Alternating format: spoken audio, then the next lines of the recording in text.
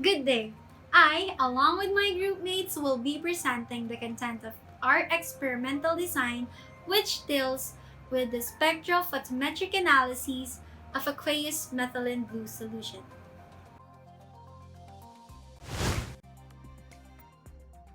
Most test substances in water are colorless and invisible to the naked eye. In this experiment, aqueous methylene blue solution is used. Methylene blue is a bright greenish blue organic dye which is primarily used in baths and to a lesser extent of paper. To test any presence of test substance which is itself colored or can be reacted to produce a color, a colorimeter or a spectrophotometer can be used. So, what is spectrophotometry all about?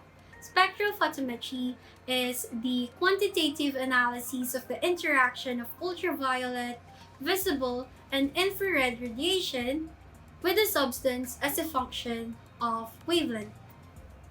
The nature of this interaction deals with the physical properties of a material, such as its opacity, thickness, roughness, smoothness, and even pureness.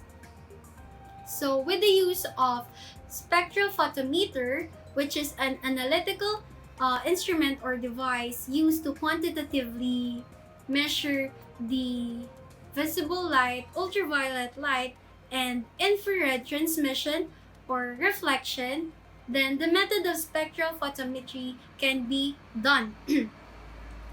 Some applications of spectrophotometer includes the detection of concentration, detection of impurities, solution elucidation of organic compounds, and monitoring the oxygen content in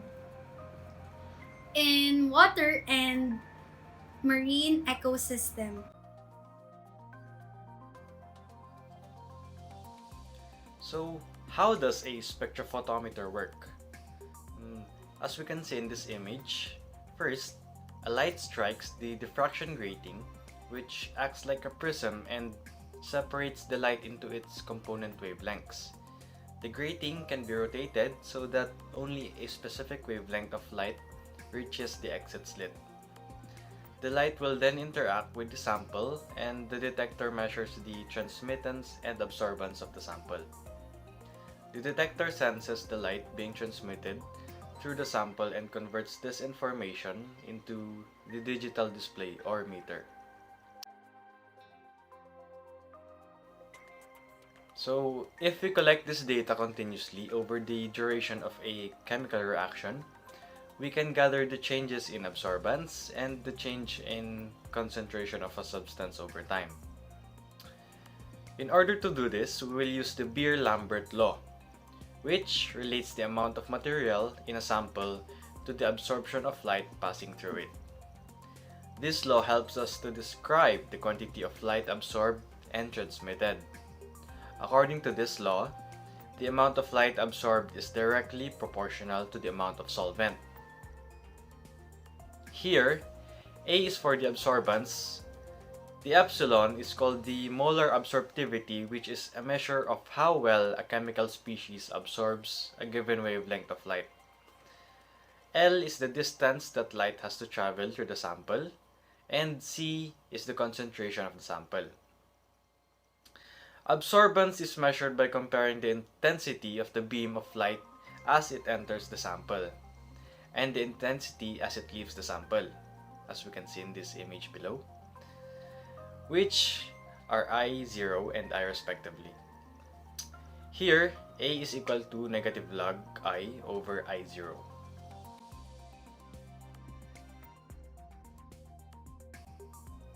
So the objective of the experiment is to determine the absorption spectra of methylene blue. A line equation should also be accomplished because it describes the relationship between the concentration and absorption of the sample. This line equation will help in identifying the concentration of methylene blue in the solution.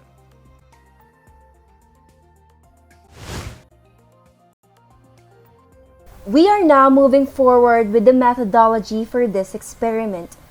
The experiment is pivoted in the determination of the absorption spectra of a methylene blue sample, the line equation that would relate absorption and concentration, and the concentration of one sample of methylene blue. Ascertaining the absorbance spectrum of the samples will be done through the process of spectrophotometry. Meanwhile, the line equation will be derived from the samples with known concentrations and absorption values. Lastly, through the analysis of the trend line, the methylene blue sample with an unknown concentration can finally be deduced. To summarize the path that we need to take, we have to first find the absorption spectra of every sample. Secondly, through known concentrations and acquired absorption spectra, we can then create the line equation to correlate the aforementioned variables. And lastly, through our line equation, we can then determine the unknown concentration of the methylene blue sample.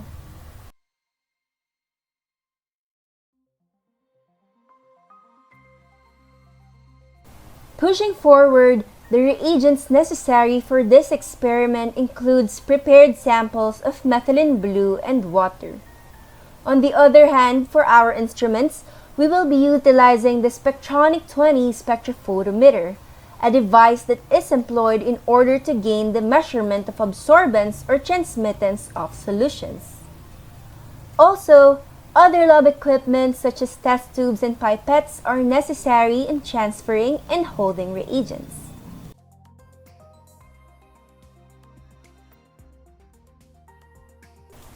Let us now dive into the procedure of the experiment itself. To begin with, the Spectronic 20 spectrophotometer should be turned on and warmed up for around 15 minutes before the experiment proper. Meanwhile, to prepare the measurement of the absorbance spectrum, two test tubes must be prepared.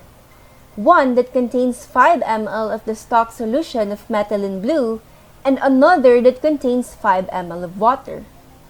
When the machine is already warmed up, the wavelength must be set to 400 nanometers. Subsequently, the machine must be zeroed. With the lack of tube in the machine, the zero control must be turned on in order to change the needle into a 0% transmittance or infinite optical density, what we call DOD. Afterwards, the blank tube must be put into the sample chamber with the chamber's cover closed and the transmittance or absorbance knob adjusted just exactly when the needle lies in the 100% transmittance. Laying out the actuality that the machine is properly warmed and zeroed, data for the absorbance spectrum can then be accumulated.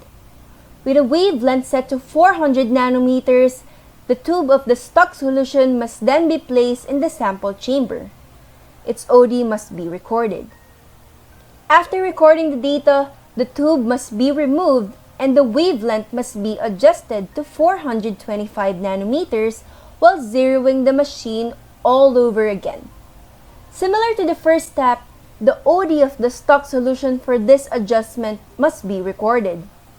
The same arrangement of steps, the adjustment of the wavelength by 25 nanometers, zeroing the machine, and recording the OD of the stock solution must be repeated 21 times until the readings for the same stock solution across a vast spectrum of wavelengths is gathered. All of the results from this process are then recorded and plotted.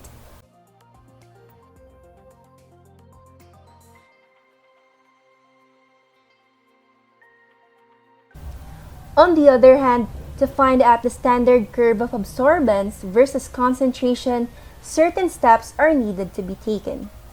Firstly, serial dilutions of the stock solution should be prepared. Meanwhile, through the use of a pipette, a 5 ml of the stock solution must be placed in a test tube in the absence of water. Accordingly, a second test tube must then be filled with a 4.5 ml stock solution and a 0.5 ml of water. This arrangement must be proceeded for a total of 9 test tubes. In addition, it must be noted that the wavelength is held constant for this part of the experiment. The wavelength utilized is the peak wavelength from the previous segment, which is 625 nanometers. With this setup, the machine must be zeroed for this wavelength and every dilution tube must be situated individually in the sample chamber. The OD must be recorded. Together with this data, the molarity and the corresponding concentrations are obtained and calculated. The aforementioned acquired data must then be plotted in an XY scatter plot in order to find out the best fit line.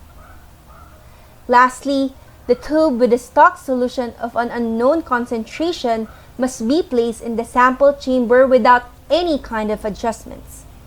When the standard curve for this wavelength is established, the sample with an unknown concentration must be plotted on the best fit line through the use of the OD.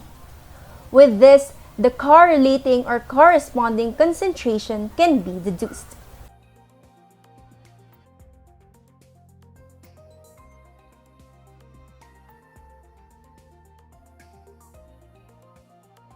To tie everything into a notch, this followed process is modeled to the experimentation of Danelli et al. In 2006 entitled Introduction to the Spectrophotometer, Wavelength, Absorbance, and Concentration in Methylene Blue.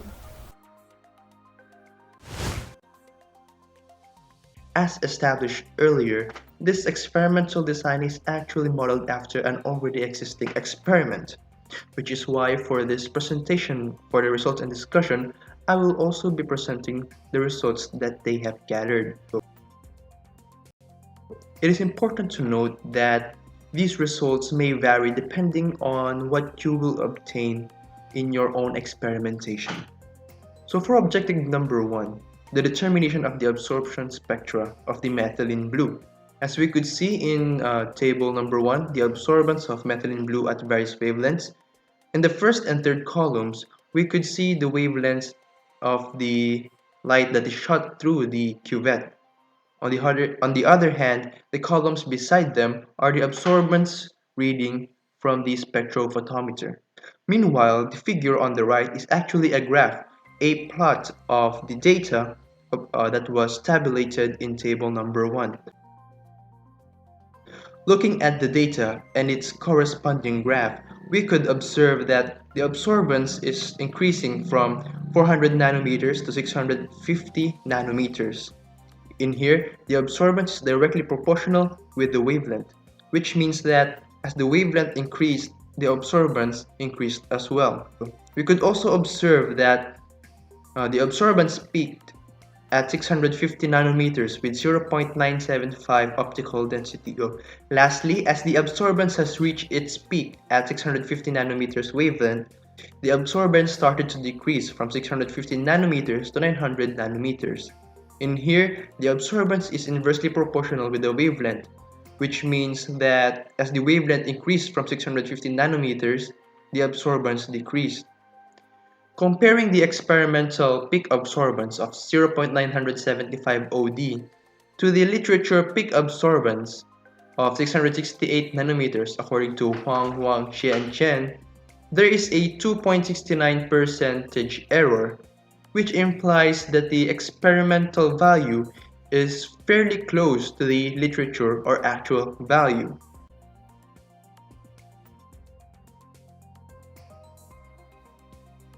Looking at table number 2, we could see that going from sample 1 to 9, the concentration is actually going down. This is because of what was mentioned in the methodology, wherein the ratio between the stock and the water is changing for every sample, wherein in sample 1 there is a high concentration of the methylene blue, while at the last sample there is little concentration of methylene blue. Looking at the absorbance of the samples, we could see that it is actually decreasing as the concentration decreases. This is further illustrated in the figure next to it in the graph concentration versus absorption of the methylene blue. We could see here that as the concentration of the methylene blue increased, its absorption increased as well. of Microsoft Excel, the line equation was obtained to be y is equals to 20,476x plus 0.0211. The line also has an R-squared value of 0.987, which is an indicator that there is a strong correlation between concentration and the absorbance of the methylene blue solution. This directly proportional relationship between the concentration and the absorbance of the solution is actually in agreement with the Beer-Lambert's law that was discussed a while ago, which states that the absorbance of a solution is directly proportional to its concentration. So the determination of the line equation actually leads us to the final objective of this experimental design, which is to determine the concentration of the sample whose concentration is unknown.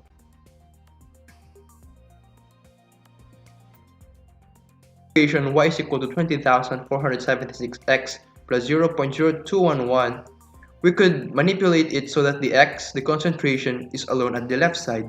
So we have x is equals to y minus 0.0211 all over 20,476. From the reference experiment, the obtained absorbance of the unknown sample was actually 0.220 OD. Plugging that into the equation, we obtain a concentration of 9.76 times 10 raised to negative 6 mole per liter. So what if you conducted the experiment yourself, and when you subjected the unknown sample to the spectrophotometer, you obtain an absorbance of 0.540 OD. Once again, you just plug that into the equation, and you will obtain a concentration of 2.53 times 10 raised to negative 5 mole per liter. So now that we have met the objectives of this experimental design, what could be its possible sources of error? So first, it is possible that the fingerprint of the handler or some foreign material stuck to the surface of the cuvette, which may not have been wiped clean completely. These obstructions and markings on the cuvette may have obstructed the light that should be passing through the cuvette. So with these foreign materials and markings on the cuvette, you may obtain a higher absorbance than usual. Next, foreign materials may have been introduced onto the samples when it was exposed to the atmosphere. A slight difference in composition can affect the absorption reading. Go. The last possible source of error is that the cuvette may not be cleaned properly in between trials. So it is possible that there may be small traces of the sample from the previous trial left in the cuvette, and when you add the new sample, its composition would change due to that small traces. Thus, you will have a different absorbance yield than you would normally have. We could avoid these possible sources of error by being careful and meticulous in conducting this experiment. So we must ensure that the cuvette must have been thoroughly cleaned and wiped before introducing new batch of samples and before putting it inside the spectrophotometer.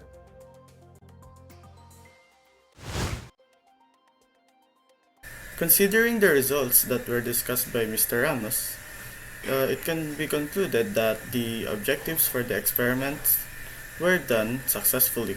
The absorbance of methylene blue was determined with 2.69% error, and also the results regarding the concentration and adsorption of methylene blue obeys the Beer-Lambert's law, in which they have direct proportionality. And also a linear equation was made, and it was used to determine the unknown concentration of a sample with a given adsorption. The method for the determination of methylene blue active substances with methylene blue on drinking water, surface water, and wastewater has been a standard from the ISO since 1996. As these methylene blue active substances are anionic surfactants that are being commonly used on cleaning products, it is harmful to the water forms, aquatic organisms, as well as the human body. And this way, the determination of methylene blue active substances in water samples is essential for water treatment.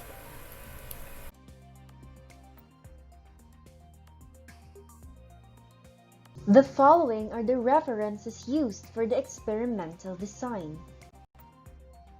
Thank you so much for listening, and good day.